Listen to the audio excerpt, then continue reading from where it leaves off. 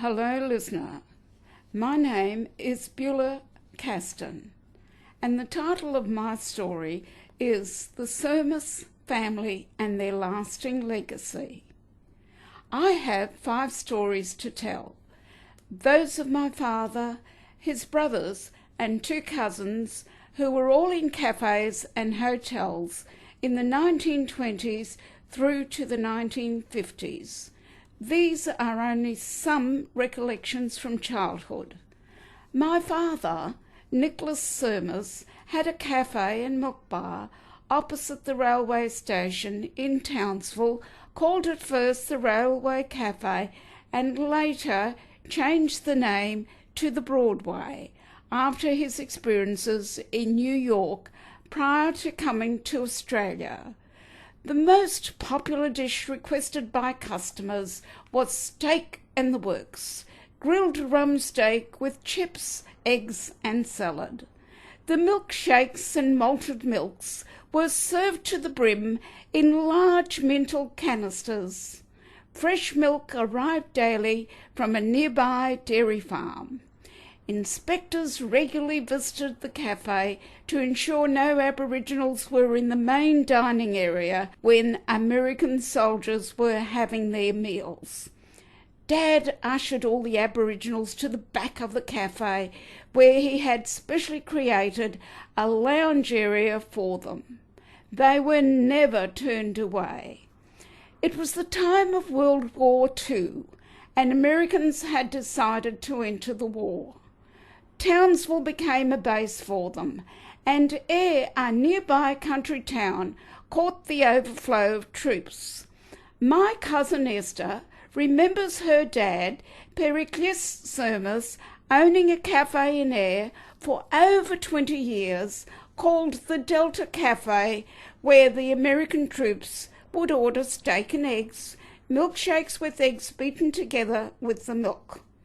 My fondest memory is of both dads beating a mixture that doubled, trebled and quadrupled in size as we all sat there wide-eyed, holding our mugs, waiting in great anticipation to taste what my memory recalls as the world's best ice cream.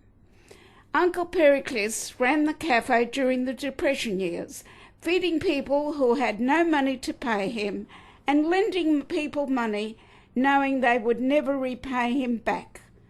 They were mainly young Greek immigrant men who were working as labourers in surrounding cane fields. In Brisbane, Uncle George Syrmis had a cafe that served light meals, was also a milk bar, and in addition sold fruit and vegetables. His cafe, called the Paramount, was in Melbourne Street, where the art gallery now stands. Uncle Vasily Syrmis, in partnership with Peter Spathis, owned a very big cafe called the Tivoli Cafe next to the Tivoli Theatre and opposite King George Square.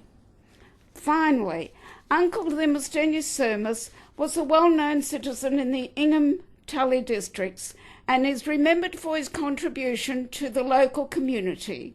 He was the owner of a cafe in Cardwell and proprietor of the Marine Hotel, Cardwell. He also was the original builder and proprietor of the Mount Tyson Hotel. Built in 1926, he continued to own this as well as other hotels up to the time of his death. Demosthenes Syrmis left a trust for education and charitable ventures in the local districts. Among the benefactors were the Rockingham Home for the Aged, the Tully High School and the Aboriginals on Palm Island. Thank you to the Syrmis family for the honour and privilege of letting me tell our stories, even if it was in abbreviated format.